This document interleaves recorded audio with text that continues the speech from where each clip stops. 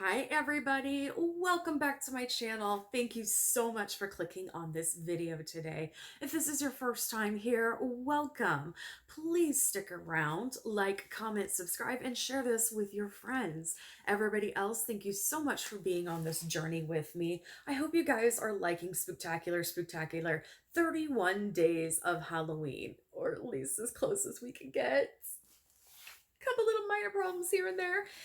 So today we are going to talk about the White House, the haunted White House. There have been rumors and stories around forever, and it's such an interesting thing to talk about. So I'm going to do that today, but I'm going to do something different. I have never done this on the channel before. I'm going to do a channeled video.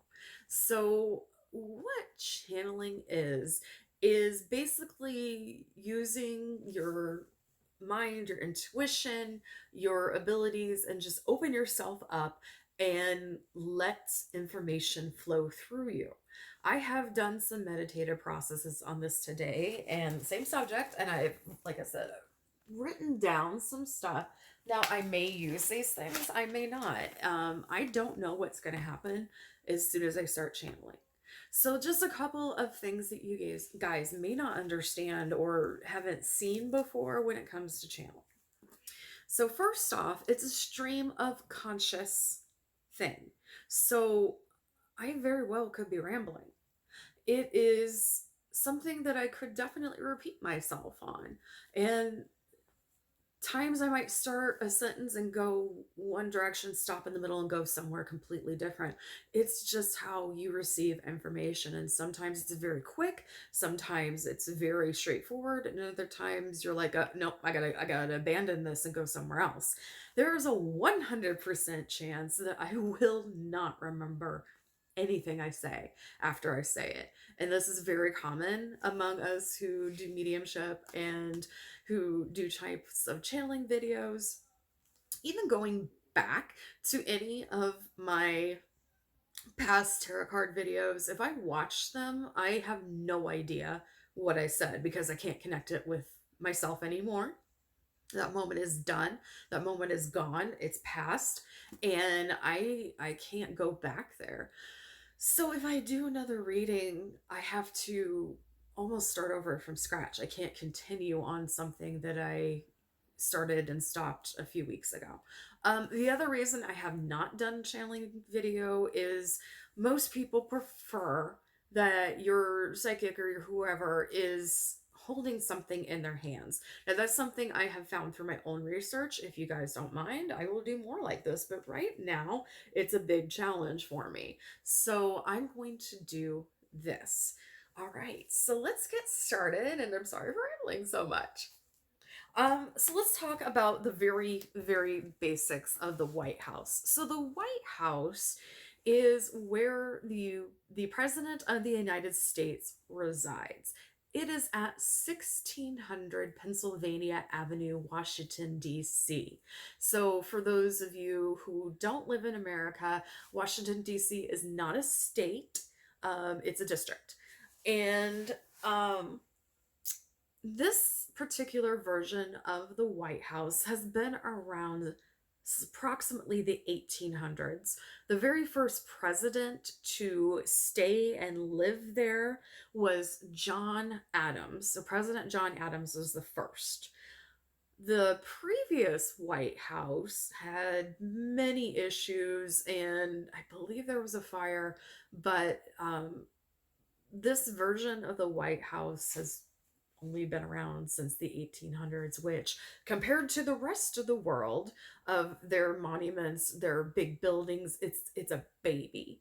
It is a baby, but there is a lot of history there. The White House is a living, breathing organism. And I know that's going to be very hard for some people to wrap their minds around, but so many people have put energy into this place, positive and negative, since its inception, and it holds these American ideals. Sometimes when you put so much thought and belief into something, it manifests into something that is alive. I know, again, very, very hard to believe, but the White House is alive. So, one of the first things that I also want to remind you of before I go on is the White House is also partially a museum. There are artifacts and things like that from every single president in that has ever served in the United States at this White House. So I know people believe that you can only have a ghost in your house or somewhere if there is a physical attachment, like an object in the house. There are plenty of objects. There are plenty of ghost stories. One of my favorite ghost stories is Dana Carvey stayed at the White House when George Bush was president. George Bush Sr. was president. He used to portray him on Saturday Night Live. He and his wife stayed in the Lincoln bedroom, and Dana Carvey recalled getting up in the middle of the night and having a conversation with Abraham Lincoln's ghost. Fast forward about 9 months later, and they had a baby and named it Lincoln. All right, so I am just going to start going and we will see where we end up. All right, so like I said, the White House is a living, breathing organism, and it has a porthole in it. And this is a very strange porthole because I feel like it is a mirror. Um, I almost feel like it reflects back what you put into it. And I feel like there are people who actually understand that there's a porthole there.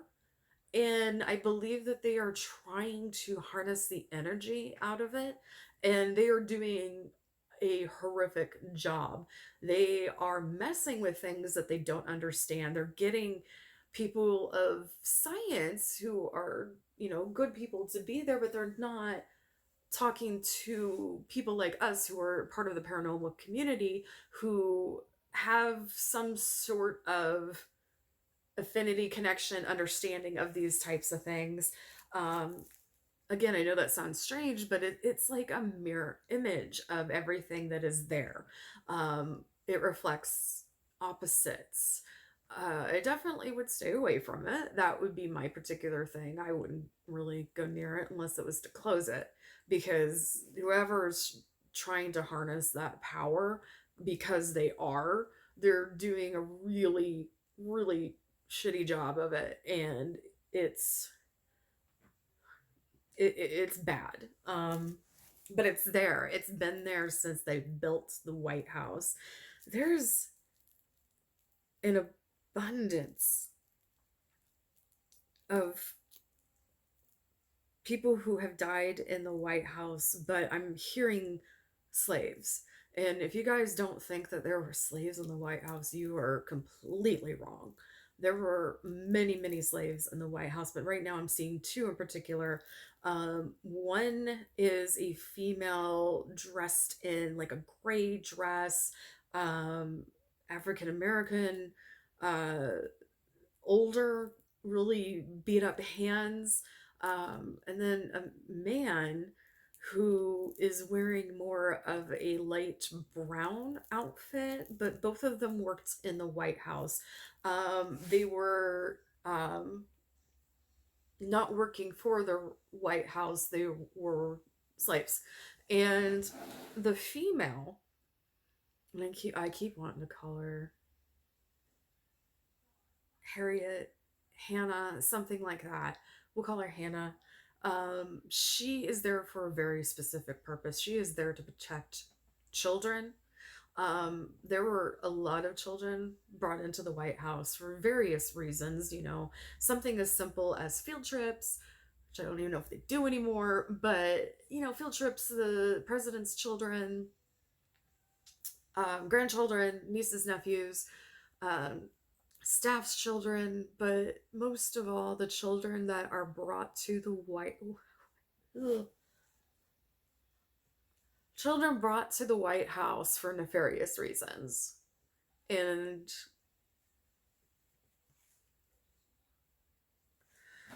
Hannah protects them.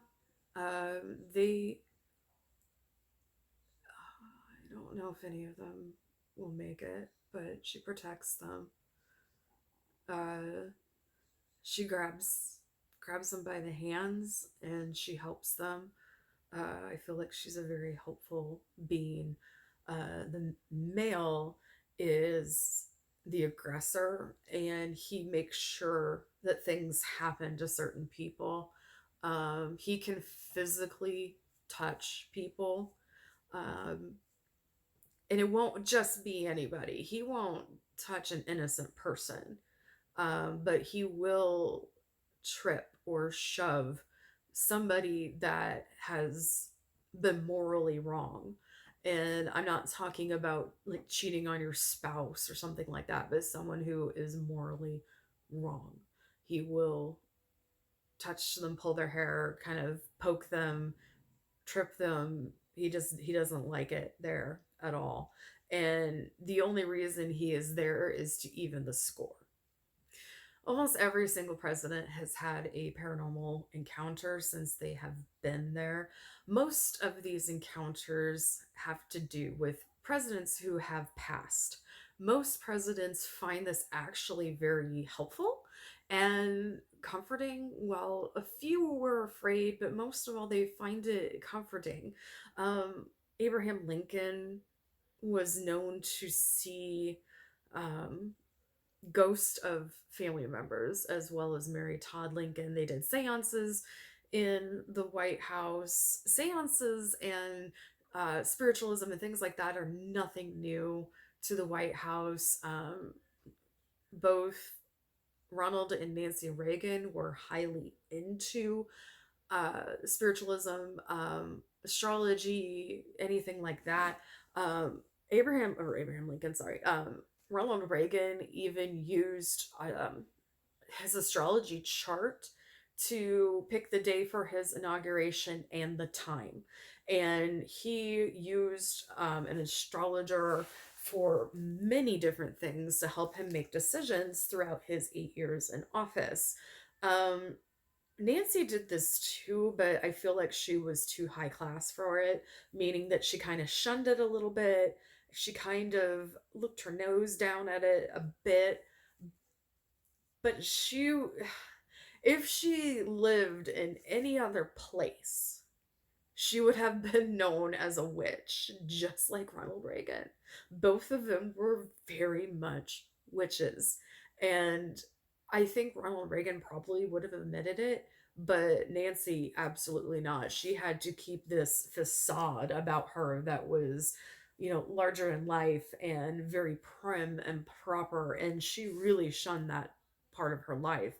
While Mary Todd was very into spiritualism, and they had many seances at the White House, and many people who presidents and other people of power and positions of power who have stayed at the White House all have said they have seen her. They have seen Abe. They have seen his son Willie. Abraham Lincoln is the number one ghost that people have seen. Recently, people say that they have been seeing George Bush Sr., and there are people who are past presidents who um, use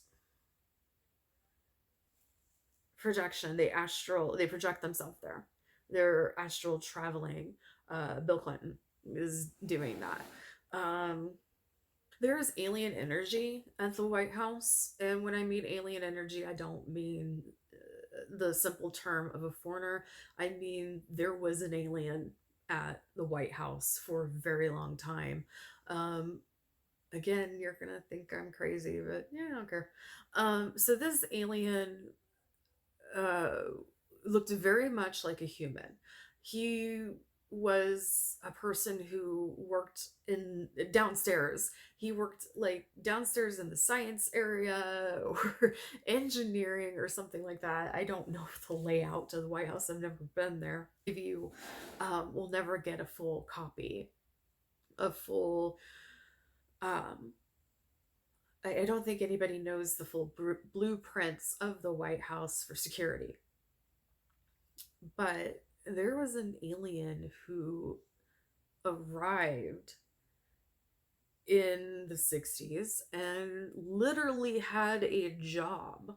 Now, I am going to use a gender of male because this is what people were comfortable with. They were comfortable gendering this being male. But this being was neither male nor female. This is so far beyond our comprehension that something as simple as gender is meaningless, that, this is something that doesn't make any difference, but this particular being just was doing what he could to make other people around him feel comfortable. So they are completely well more advanced than we are. I mean, like, we know absolutely nothing in this universe, nothing. And he was here for a good reason. He was here for study, but he was also here to help us prepare for the future and what is out there. Um, there is a lot out there, just by the by. There is both good and evil out there, and there are a lot of entities out there in the universe that do not like us. And that's part of the reason this being was here, was to help educate and help people understand how little we actually know. And it's very, very foolish that we think we know anything. I mean, we are so limited with the little bit of our knowledge, and, looking for carbon based life forms when most life forms outside of us are not carbon based. It's just um, insanity. But he was here to help. And like I said, he talked to Truman. Like, he had conversations with Truman quite a bit, and Truman would come down and they would speak. Now, like I said, this alien looked very similar to human beings, but he looked a little off. There are photographs of him that exist. I don't see any of them that are him just individually. He is always with a group, or at least three people, because he's trying to blend in. And most people wouldn't notice that there was anything off or different about him, but there are people who will, and there are people who did. And that's why there's not any photos of him existing solo, because it tricks your eye to have another person there, and you're expecting to see someone who looks similar to the other person, no matter what the race is. You're expecting to see another human being, and it's a trick that your mind plays on you, and that's why you don't see photos of him alone. I feel like there is a photo of him published with a group of people, um, in like almost like a periodical, like a almost like a children's periodical or something like that. And kids noticed, and those periodicals went bye bye. But they still exist, and there are some kids out there that still have it. But when I mean kids, this was in the 70s, 80s. This alien did pass away in about 92. And it's nothing nefarious or anything like that. This is as natural causes as you can say for an alien or any being, really. Um, but he was a pivotal part of cell phones. He was a very pivotal part of Actually, a lot of military operations that are happening right now. Um, there's another one coming. Um, Now, don't get this confused because there are more beings out here like this all over, but this is a family or a group that you would consider a family who this is what they do. They come to Earth and work here. Um, they do go back and forth. You know, if they want to go on a holiday, they can go to France or they can go back to wherever they were from. For those of you who are clucking your tongues about space travel and the speed of light and things like that, it's just everything that we have in our lives is theory. They live truth, we live theory, and we're just missing the bigger picture. There is so much more out there. And the reason I tell you this is because there are things living in the White House that things is such a rude word, and aliens probably is a rude word too, but I don't know, we'll call them Alien Jim, I don't know. But there's another one on the way who is going to help with plant life and environment. And he has not met the current president. He's not going to.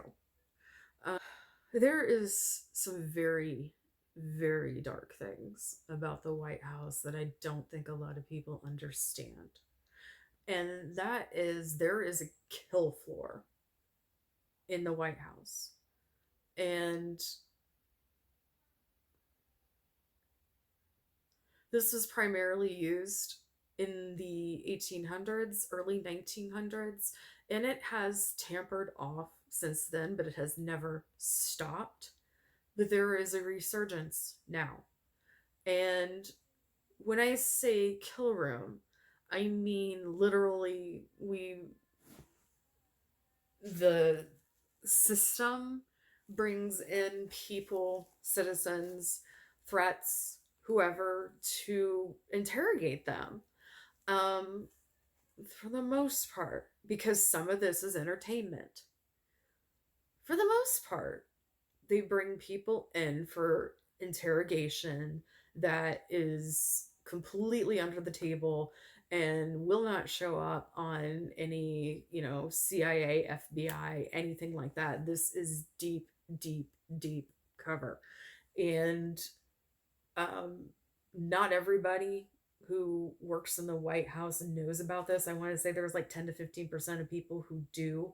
But this is literally a kill room. And there are very specific people who work there that do not exist. So you will never find them. You'll never trace them to anything. They are not alive and real in this reality, meaning that they have gone so deep undercover they don't exist. Their existence has been erased. And the interrogation tactics, yes, they worked in some cases they didn't, but it is a kill room, it's a kill floor, so nobody will get out of there alive. Um, and this sometimes includes the people who are doing the interrogations, and they're fully aware of that. They are fully aware that every time they go in to do the interrogations, it might be their last time because they're too much of a commodity. And there is trafficking happening in the White House right now. And this has been happening a lot in the last 20 years. So every president in the last 20 years has known about this, and um, I don't want to say that they have partaken in any of it, but they are definitely aware of it. Um, there is one president in particular that has taken participated in this. I'm not going to say who. I'll just let you know it's not the current president. There is evidence locked away in the White House that prove that Osama bin Laden was not executed? No, he's still alive. Um, that was a fake. That was a double. He's still alive. There's also documents in the White House that prove beyond a shadow of a doubt what happened to John F. Kennedy. I mean, obviously, we know he got killed, but it's a very small piece of evidence, but it has everything that you would want to know in it. There is proof beyond a shadow of a doubt of who caused his death. And that will never see the light of day. Although some of these other very interesting documents will be leaked. And I don't know by who. They're going to be leaked by someone who will definitely lose their life over it. But this is like a mission for them. This is it's personal. It's a big mission for them. It's something that they have literally trained their whole life doing. So I feel like they've infiltrated themselves inside the White House, and they have gotten to know the property and the people and systems and codes and things like that, that he could, and as a male who would very easily slip into somewhere and start leaking things. And trust me, his life will end very quickly after this happens. And he will finish everything that he is attempted to upload. So everything that he wants to upload will be uploaded. It's not just him doing it. It's going to be several people, and they're all going to be like doing something at once. He's got a kill switch. So if you don't know what a kill switch is, this is something that will go out on the internet or something like that. If something happens, like there, what's his name did it really not that long ago about his kill switch went up after he was suicided. There is going to be no doubt that this guy was killed, but they're not going to try to cover it with suicide. They're going to try to cover it with something else. Um, but there are a lot of people involved. This is like seconds worth of work that you have to, I mean, you have to accomplish a multitude of things in seconds worth of work. And there are like people all over, like little hands all over, and they're fast and they're smart. And some of these crew will be caught, but not all of them. One will take, um, what do they call that? They're gonna be able to hide. They're gonna be able to go to another country. Um, they're gonna be able to be protected at an embassy somewhere else. Um, one person, just one. Interesting enough, there's also dead animals there. So if you go to, oh, I don't even know if they do White House tours anymore, honestly, but um, a typical day at a White House, you'd walk in and you're gonna see ghost cats, especially. There are a lot of ghost cats there. There's a few ghost dogs, but mostly ghost cats. Um, they're there to entertain the little kids, and little kids can see them just like little kids can understand that, Jim was an alien. And so there's lots of different animals around. And I know I'm starting to fade now because I'm getting really tired, but the White House is a strange place. It's definitely haunted. It definitely has influence from other planets, other energies. Um,